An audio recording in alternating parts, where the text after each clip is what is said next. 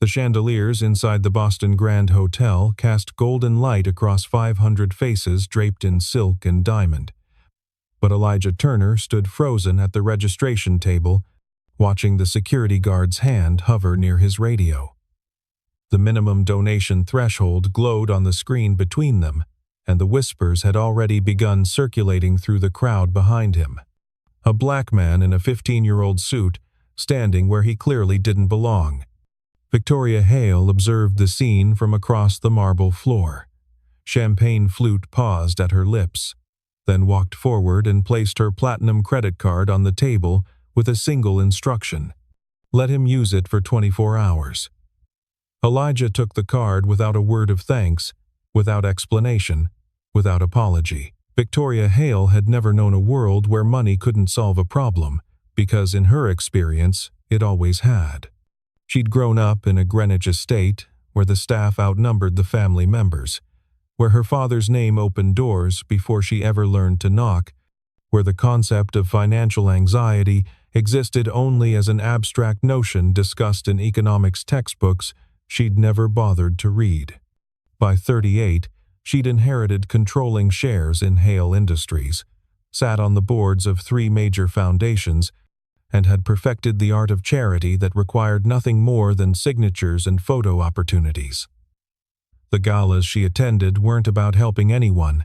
They were rituals of social currency, places where the wealthy gathered to remind each other of their collective importance while writing checks that would become tax deductions by morning.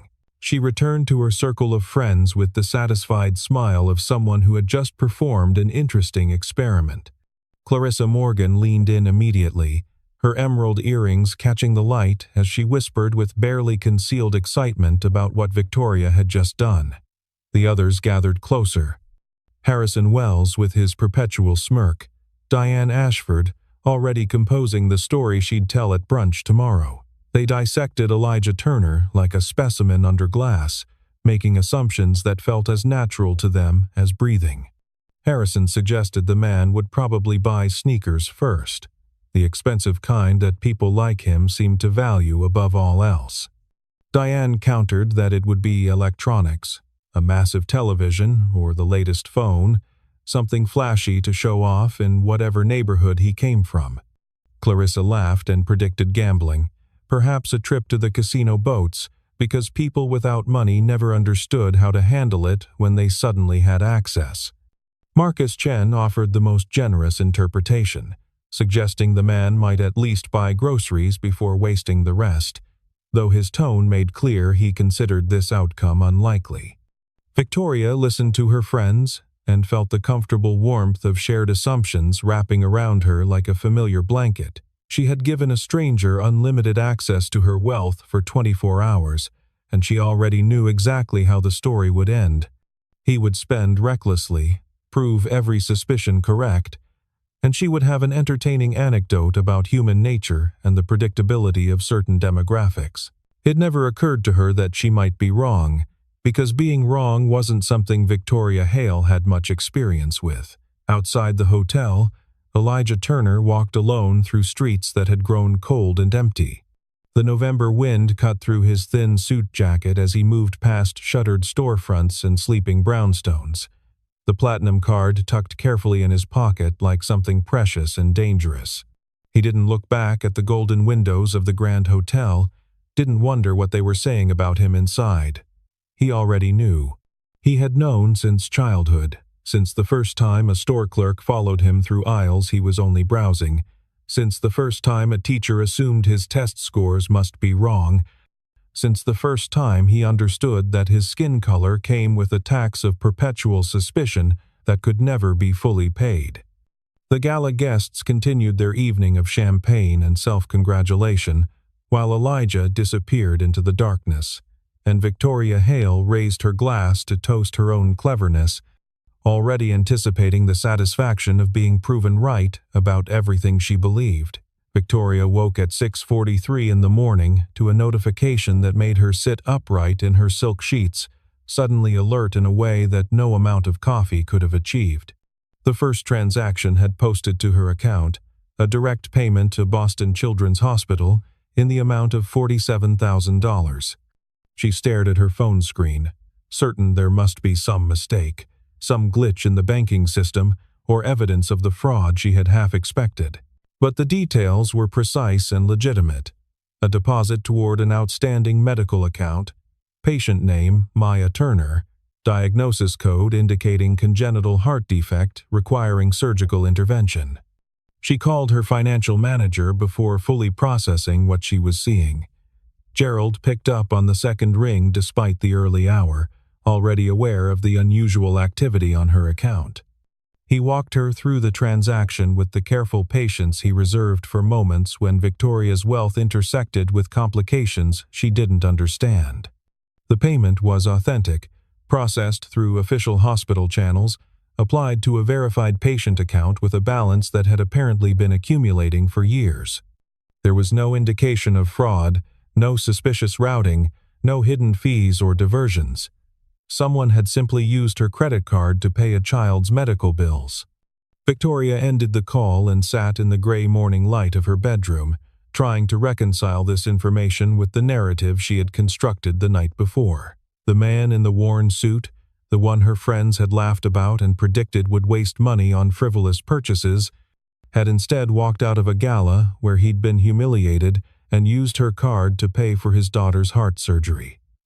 She had expected sneakers, electronics, perhaps gambling debts. She had not expected a children's hospital at dawn. Perhaps this was a strategy, she reasoned. Pay something legitimate first to establish credibility, then drain the account with less defensible purchases later. Perhaps he was smarter than she'd given him credit for, playing a longer game designed to maximize what he could extract before the 24 hours expired. She refreshed her banking app and waited for the other transactions to appear, the ones that would confirm everything she believed about people like him and restore her confidence in her own judgment. But the only charge on her screen was the hospital payment, sitting there like a question she didn't know how to answer. $47,000, spent before most of Boston had finished their first cup of coffee, on a debt she hadn't known existed for a child whose name she'd never heard. Victoria set down her phone and tried to return to sleep, but the numbers kept floating behind her eyelids, refusing to arrange themselves into a pattern that made sense. Elijah Turner lived in a 2-bedroom apartment in Roxbury where the radiator worked on alternate days and the water pressure dropped to nothing whenever the neighbors showered. The building had been scheduled for renovation since before Maya was born, but the landlord found it more profitable to collect rent on deteriorating units than to invest in repairs that might attract higher expectations. The hallway smelled of cooking oil and mildew, and the elevator had been broken so long that residents had stopped reporting it. Elijah climbed 4 flights of stairs every day without complaint, because complaining required energy he needed to save for more important battles. The kitchen table held a stack of envelopes he'd arranged in order of urgency. Red notices on top, yellow warnings in the middle, standard bills at the bottom where they'd been sitting unopened for weeks. The hospital's billing department had started calling daily, leaving messages that grew progressively more formal and legal-sounding with each iteration. Maya's insurance had lapsed when Elijah lost his warehouse job to automation, and the COBRA payments had eaten through his savings faster than he'd calculated.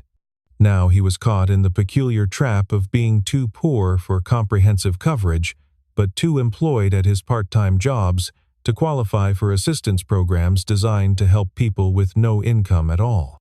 Maya sat on the couch watching morning cartoons with the volume low because loud sounds tired her out and Elijah couldn't afford for her to have a bad day. At 8 years old, she had already learned to monitor her own breathing, to sit down before she got dizzy, to tell her father when her chest felt tight instead of trying to power through like other children did. Her heart condition had been present since birth, a valve that hadn't formed correctly, a defect that would eventually require surgical correction if they wanted her to live past adolescence. The doctors had explained this in careful, measured tones, using charts and diagrams while Elijah sat in the consultation room and did math in his head that never came out right. He had been working 2 jobs when his wife was still alive, and 3 jobs after her death, and the money still disappeared faster than it arrived. Every delayed payment came with consequences he couldn't avoid. Late fees that compounded, interest rates that climbed, credit scores that dropped until the numbers lost all meaning. He had sold the car, canceled the internet, switched to prepaid phones, and still found himself choosing between electricity and medication on months when both bills came due at once. The hospital visits had taught him what it meant to be black and poor in American healthcare. He knew which waiting rooms would see him faster if he wore a collared shirt, which receptionists would question his insurance status with extra skepticism, which doctors would explain things slowly as if he couldn't understand complex information. He had learned to bring documentation for everything, proof of address, proof of employment, proof of custody, because he would inevitably be asked to verify facts that other parents were simply believed about. The system didn't announce its suspicion in words, but he could feel it in the pauses, the second glances, the questions repeated, as if his first answer hadn't been sufficient. The credit card in his pocket wasn't a windfall or an opportunity for indulgence. It was a tool, borrowed for 24 hours, that could do one thing no amount of overtime shifts could accomplish. It could pay down Maya's medical debt enough to keep the collection agencies away until he found another solution. He had no interest in sneakers or electronics or gambling. He had interest in keeping his daughter alive and keeping a roof over her head, and every dollar he spent would serve those purposes or not be spent at all. Maya looked up from her cartoons and asked if they could have pancakes for breakfast, and Elijah smiled and said yes, because pancakes he could manage with what was already in the kitchen.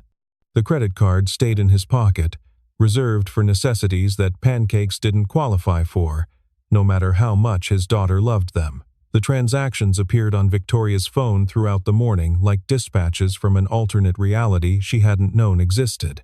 At 8:15, a payment to Boston Housing Authority, representing 6 months of back rent that had apparently been threatening Elijah Turner's lease. At 9:40, a settlement with the electric company that restored power to an account marked for disconnection. At 11:20, a pharmacy charge for prescription medications that Victoria's quick research identified as heart-related, beta blockers and diuretics in pediatric dosages, the kinds of drugs that kept small hearts beating when they wanted to fail. She watched the numbers accumulate with growing discomfort, unable to find the frivolous purchases she'd been waiting for. There were no restaurant charges, no clothing stores, no entertainment expenses. The money moved from her account to creditors and utility companies and medical providers with the precision of someone who had clearly been keeping careful track of exactly what was owed and to whom. Each transaction solved a specific problem that had apparently been weighing on Elijah Turner's life, and each one made Victoria feel something she wasn't accustomed to feeling: uncertainty about her own assumptions.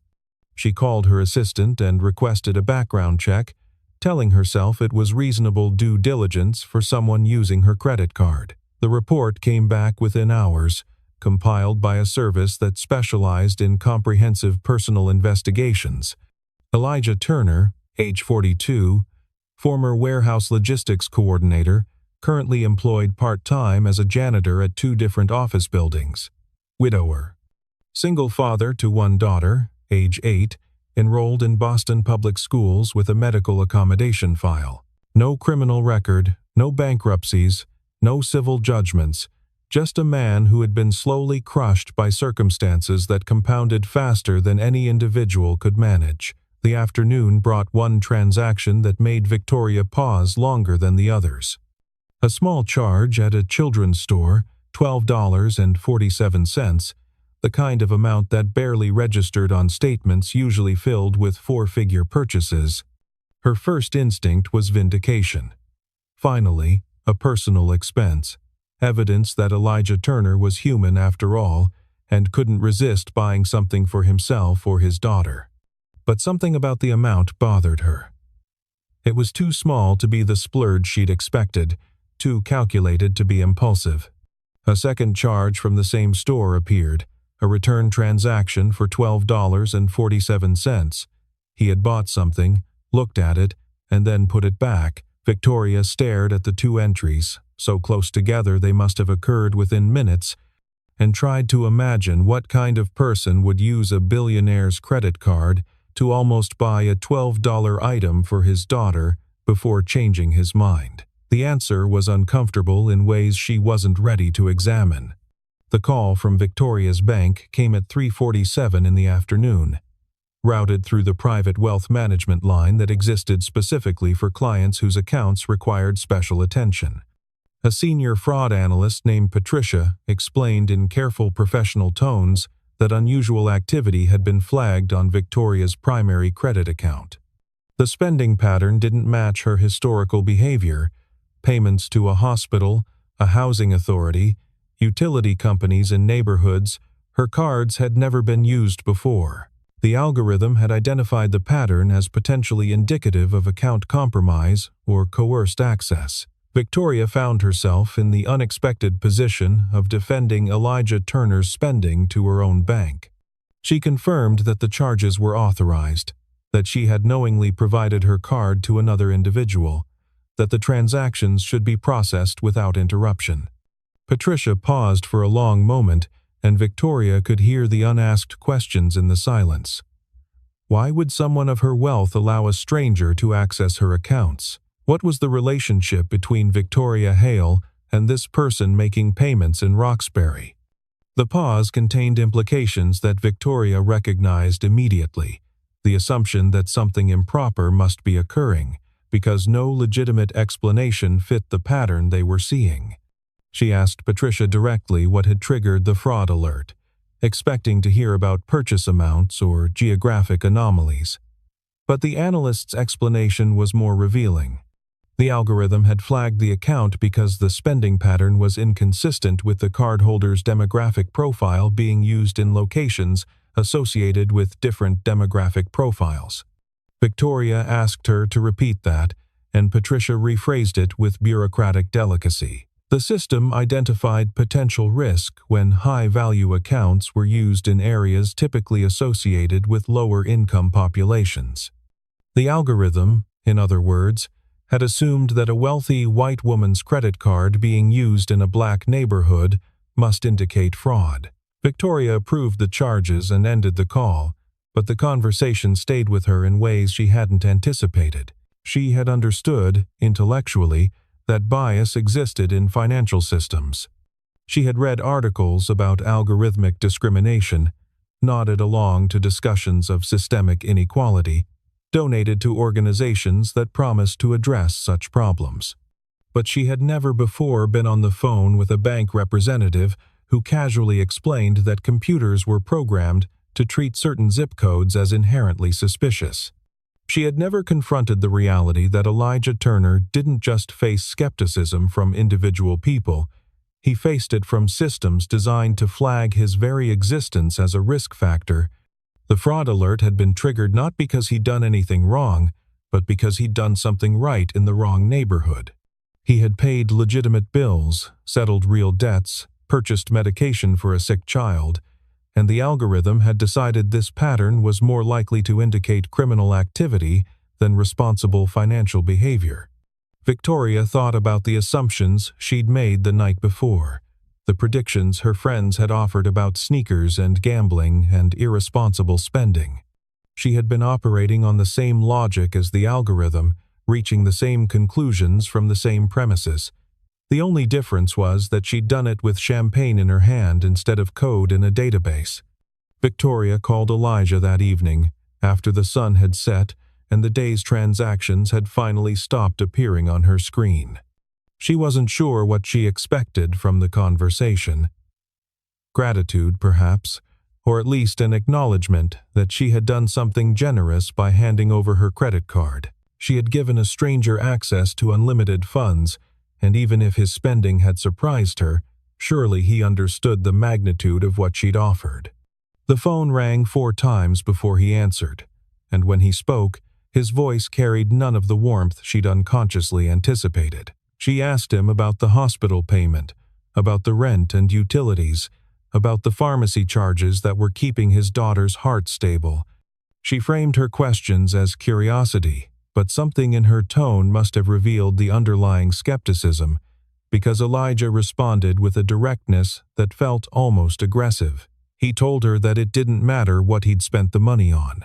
He told her that no matter how he'd used her card, whether for medical bills or sneakers or lottery tickets, she would have found a way to make it confirm whatever she already believed about him. If he'd bought anything for himself, she would have called it wasteful. If he'd spent it all on necessities, she would have called it calculated. The game was rigged before it started, and they both knew the rules even if she wouldn't admit them. Victoria tried to interrupt, to explain that she was genuinely impressed by his choices, that she'd been pleasantly surprised by his responsibility. But Elijah cut her off with a question that landed harder than she'd expected. Why was she surprised? Why did responsible spending from a black man constitute a pleasant surprise instead of a baseline expectation? What exactly had she assumed would happen when she'd handed him the card with the whole room watching? She didn't have an answer that wouldn't prove his point, so she stayed silent. Elijah continued, his voice tired but unwavering. He explained that he didn't have the luxury of making mistakes, not the way she did. If Victoria overspent on a vacation or made a bad investment, she'd have less money for a while. If Elijah missed a rent payment or let Maya's prescription lapse, he'd lose his apartment and his daughter might die. The margin for error in his life was measured in millimeters, and every decision he made carried consequences that would follow him for years. He wasn't responsible because he was virtuous. He was responsible because he couldn't afford to be anything else. Victoria asked if there was anything else he needed, any other bills she could help with during the remaining hours. Elijah thanked her, but the thanks was formal and distant, a social courtesy rather than genuine appreciation. He said he would return the card in the morning, exactly as promised. He said Maya's immediate needs had been addressed, and that was all he'd asked for. He did not invite her to feel good about what she'd done, and he did not pretend that her generosity had changed anything fundamental about his situation. The bills would come again next month, and the month after that, and she would be back at galas toasting her own importance, while he continued climbing 4 flights of stairs to an apartment he could barely afford. The conversation ended without warmth, and Victoria sat alone in her living room, surrounded by art that cost more than Elijah's annual salary, unable to shake the feeling that she had somehow failed a test she hadn't known she was taking. Victoria drove to Roxbury the next morning, telling herself she was simply going to retrieve her credit card in person. But as her Mercedes turned onto streets she had never traveled, past buildings she had never noticed, she understood that the card was an excuse. She wanted to see the world that had produced those careful, responsible transactions. She wanted to understand how someone could face so much suspicion and still behave with more integrity than she typically expected from her own social circle. The neighborhood didn't match the images in her head, the stereotypes she'd absorbed without conscious effort, the assumptions that lived in the same part of her brain as the fraud detection algorithm at her bank.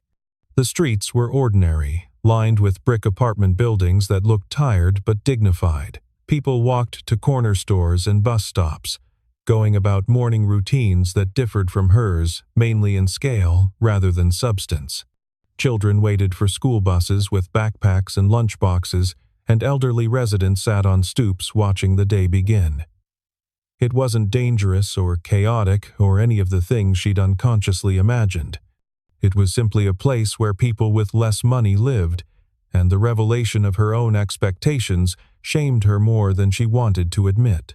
She found Elijah's building and climbed the stairs because the elevator had a handwritten out-of-order sign that looked permanent. The hallway smelled like someone's breakfast, and the carpet was worn thin in paths that showed where generations of feet had walked. She knocked on the door marked 412 and waited, suddenly aware of how out of place she looked in her designer coat and Italian leather boots. Elijah opened the door with Maya beside him, the little girl's hand wrapped around 2 of his fingers like she was holding an anchor. Victoria had seen children before, at charity events, in photographs from the organizations she funded, occasionally at the homes of friends who had decided to reproduce. But she had never seen a child look at a parent the way Maya looked at Elijah. It wasn't worship or fear or even simple dependence. It was trust so complete it seemed to have weight, a certainty that this man would protect her from anything the world could throw at them. She watched them move together through the small apartment, father and daughter engaged in the careful choreography of a morning routine. Elijah made Maya sit down before she got her own juice from the refrigerator, because standing too long made her tired. He checked her pulse with 2 fingers on her wrist, a gesture so practiced it looked like a greeting. He asked about her breathing, her energy level, whether she'd slept well, and Maya answered each question honestly, without embarrassment or complaint. They were managing a chronic illness together, and the management had become so integrated into their daily life that it looked almost effortless. But Victoria noticed the things that effortlessness concealed. The pill organizer on the kitchen counter, with compartments for morning, noon, and night. The medical alert bracelet on Maya's tiny wrist, scratched and faded from constant wear. The stack of papers near the phone that looked like hospital forms and insurance appeals and correspondence with billing departments. The apartment held the evidence of constant vigilance, of a father who could never fully relax because his daughter's heart could fail at any moment, of a child who had learned to monitor her own body before she'd learned to read chapter books. Elijah handed Victoria her credit card, and she took it without examining it. He had also prepared a folder containing receipts organized by category, each transaction annotated with a brief explanation. Totals calculated at the bottom of each section.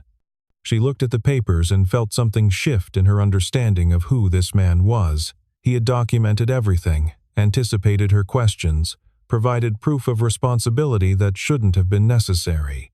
He had spent 24 hours with access to unlimited wealth and had treated every dollar with more care than Victoria treated thousands.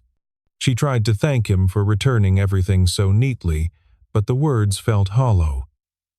What was she thanking him for? For not stealing from her? For being exactly as responsible as she should have assumed from the beginning? The gratitude she offered exposed her previous expectations, and Elijah's expression made clear he understood the irony. He simply nodded and asked if there was anything else she needed. Maya looked up at Victoria with curiosity unmarked by suspicion or judgment. The little girl asked if Victoria was a friend of her daddy's, and before Elijah could redirect the question, Victoria answered honestly that she wasn't sure what she was. The answer seemed to satisfy Maya, who returned her attention to the cartoon playing quietly on the television, leaving the adults to navigate a conversation neither of them had prepared for.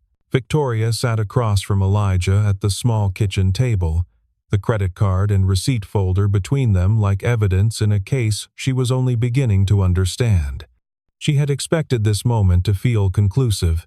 Card returned, transaction complete, experiment ended, but the apartment around her refused to let the story end so cleanly. The water stain on the ceiling spoke of a leak that hadn't been fixed. The radiator clanked and hissed, fighting against pipes too old to work efficiently. The windows let in drafts that no amount of weather stripping seemed to stop. Elijah watched her take inventory of his home and said nothing. He didn't explain or apologize or try to make her comfortable with his circumstances. He simply waited, allowing the reality of his life to speak for itself while she processed what she was seeing. Victoria realized she had never actually been inside an apartment like this, not as a visitor, not for any reason. Her charitable work happened at a distance, mediated by organizations and galas and tax-deductible donations. She had never sat at a table where the chair wobbled slightly because one leg was shorter than the others, never noticed how thin the walls were when neighbors walked past in the hallway outside. She asked about Maya's condition, and Elijah answered in measured terms that suggested he'd given this explanation many times before. The valve defect was congenital, present since birth. Surgery could correct it, but surgery required stable insurance, consistent follow-up care, time off work for recovery, and 100 other factors that cost money he didn't have. The medications he'd purchased with her card would keep Maya stable for another few months, buy time while he figured out the next steps in an endless series of next steps. The 24 hours had closed a gap, but it hadn't solved the underlying equation. Maya would still need surgery eventually. The rent would come due again next month. The electricity would need to be paid, the medication refilled, the school supplies purchased, the groceries bought. Elijah lived in a world where the absence of crisis was itself a temporary state, where stability required constant effort and even then could collapse without warning. Victoria looked at the folder of receipts and understood, finally, what it represented. Elijah had not spent her money on himself because he literally could not imagine doing so. Every dollar had gone toward protecting Maya, toward preserving the fragile structure of their life together, toward buying time in a system that offered no long-term solutions.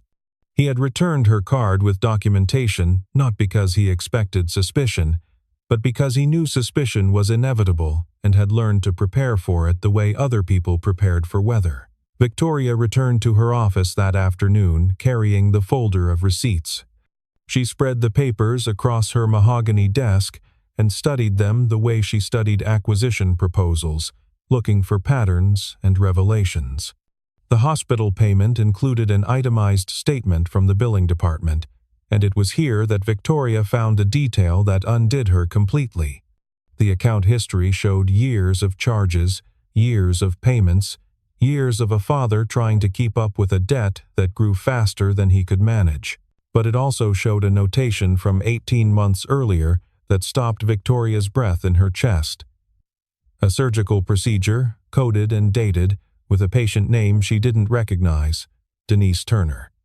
The procedure had been an emergency cardiac intervention, an attempt to repair damage from a condition similar to Maya's. The outcome was recorded in clinical terms that took Victoria a moment to translate. Patient expired during procedure. Complications from underlying cardiac deficiency, all resuscitative efforts unsuccessful. Maya's mother had died on an operating table, in the same hospital where Elijah had just paid down his daughter's bills. The surgical team that couldn't save Denise would eventually operate on Maya if Elijah could ever afford to let them try. He was trusting his daughter's life to the same system that had failed his wife because he had no other options and because giving up wasn't something he knew how to do. Victoria sat back in her leather chair and looked around her office with new eyes. The abstract paintings, the crystal awards, the photographs of herself with minor celebrities and major politicians, all of it suddenly seemed like set decoration for a life that had never encountered genuine consequence. She had worried about market fluctuations and social standings and whether her foundation's annual gala would attract the right media coverage. Elijah had worried about whether his daughter would survive long enough to need a high school graduation dress. She thought about the night at the gala, about the moment she had handed him her credit card as an experiment, a test of character designed to confirm her assumptions about people like him. She had expected entertainment, perhaps a cautionary tale about irresponsibility and entitlement. Instead, she had witnessed 24 hours of a man trying to keep his family alive, spending every dollar on necessities while she and her friends had laughed about what he would waste it on. The cruelty of her game hit her with physical force, a tightness in her chest that might have scared her if she'd been 8 years old with a faulty heart valve. She had turned a tragedy into a spectacle, a desperate father into an experiment, a fight for survival into cocktail party entertainment, and he had known exactly what she was doing. That was the worst part. He had taken her card knowing she expected him to fail, had spent it with meticulous responsibility, had returned it with documentation that proved nothing except how deeply she had misjudged everything. The receipts blurred slightly as her eyes filled with tears she didn't bother to hide. There was no one in her corner office to see them, no audience for this particular moment of reckoning. She was alone with the evidence of her assumptions, her privilege, her casual cruelty dressed up as curiosity. And somewhere across the city, A man who had lost his wife was still climbing 4 flights of stairs to an apartment where his daughter was learning to monitor her own heartbeat. Victoria made the call to Elijah 3 days later, after spending 72 hours examining her options and her motives with more honesty than she typically applied to self-reflection. She had consulted with her lawyers about employment law, with her HR department about position availability, with her insurance administrators about coverage options. She had built a proposal that felt less like charity and more like a business arrangement, because she had finally understood that Elijah would refuse anything that looked like pity. She offered him a job as facilities coordinator for one of her company's office buildings, a position that paid a living wage with benefits that included comprehensive family health coverage. The role would provide stability without requiring him to accept handouts, would give Maya access to medical care without making Elijah feel like a recipient of wealthy guilt. Victoria presented it as a practical solution. She had an opening, he had skills, the arrangement would benefit both parties. Elijah listened to her proposal in silence, and the silence stretched long enough that Victoria wondered if the call had disconnected. When he finally spoke, his voice carried neither the gratitude she might once have expected, nor the hostility she now understood she deserved. He asked her why. Not why she was offering the job, that much was obvious. He asked why now, why after everything, why she had driven to his neighborhood and sat in his kitchen and studied his receipts like they were evidence in a case. Victoria told him the truth, because lies seemed pointless when addressing someone who had seen through her so completely. She told him she had been wrong, not mistaken, not misinformed, but actively wrong in ways she was only beginning to understand.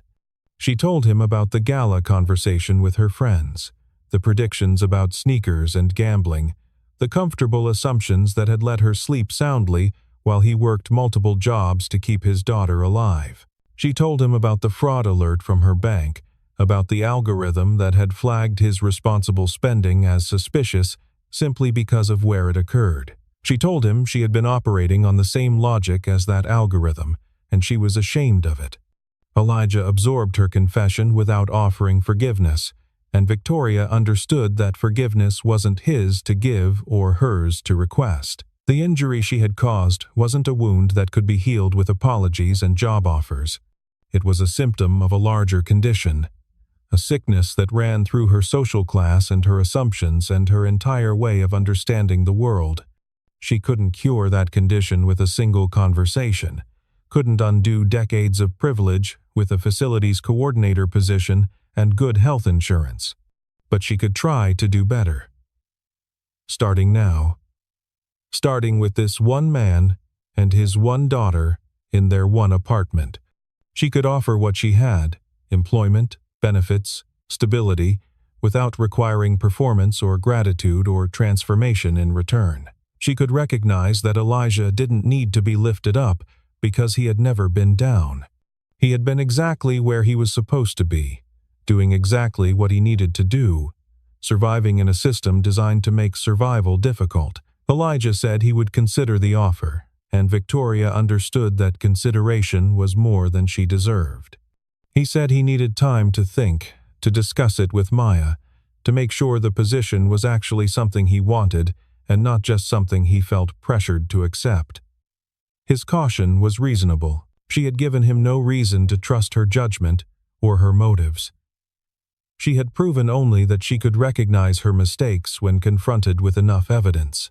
The conversation ended with nothing resolved. No handshakes or agreements or promises of better days ahead. Victoria hung up the phone and looked out her office window at a city that contained multitudes she had never bothered to notice. Somewhere out there, Elijah was weighing her offer against his suspicions, trying to decide whether a billionaire's job offer was worth the risk of disappointment. 3 weeks later, Elijah started work at Hale Industries. He wore the same careful expression he had worn at the gala, the same watchful reserve that protected him from expectations and assumptions. He did his job well, as Victoria had known he would, and he accepted no special treatment, as she had expected. His co-workers learned quickly that he was competent and quiet and preferred to be left alone, and most of them respected those boundaries without question.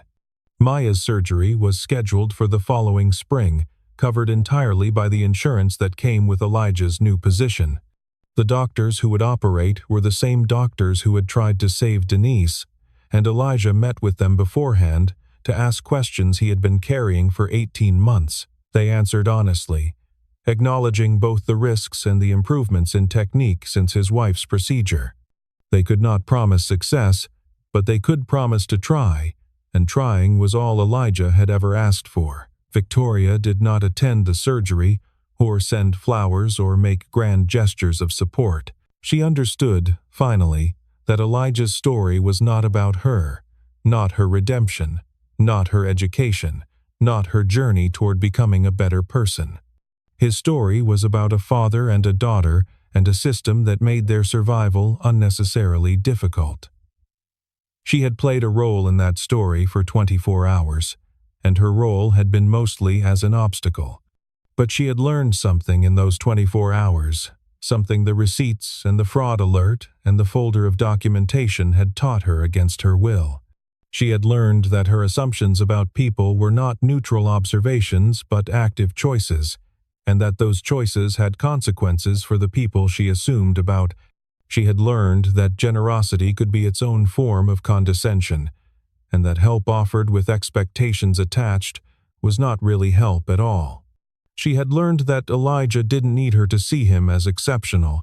He needed her to see him as ordinary, as a man doing what any father would do if any father were allowed to do it without suspicion and judgment. The world Victoria returned to after those 24 hours looked different, even though nothing tangible had changed. The galas still glittered, the champagne still flowed, the wealthy still gathered to celebrate their own importance. But Victoria found herself listening differently to the conversations around her, noticing the casual assumptions and the comfortable prejudices that she had once participated in without thinking. She didn't correct her friends or deliver lectures about privilege and perspective. She simply excused herself from those conversations, walking away from jokes and predictions that no longer felt like harmless entertainment. Maya's surgery was successful. The doctors repaired the valve that had threatened her life since birth, and she woke up in a hospital room with her father holding her hand, exactly as she had always known he would be. The road to recovery would be long, but recovery was now possible in a way it hadn't been before. Elijah cried in the hospital hallway after the doctors delivered the news, cried in a way he hadn't allowed himself since Denise's death, cried for everything that had been lost and everything that had been saved. Victoria heard about the surgery's success through company channels, and she felt something that wasn't quite pride and wasn't quite relief. It was recognition, perhaps, of a story that had reached a chapter ending without becoming about her. A man had used her credit card for 24 hours, had spent it on necessities she hadn't imagined, and had changed her understanding of the world she lived in. That was enough. That was more than enough. That was exactly what she had needed, even though she hadn't known she needed it. The receipts remained in her desk drawer, a reminder of the day she had learned that responsibility didn't require her validation and that survival didn't require her approval. Elijah Turner had never needed to be lifted up from anywhere. Victoria Hale had simply needed to look down from the height she'd been standing on long enough to see who had been there all along.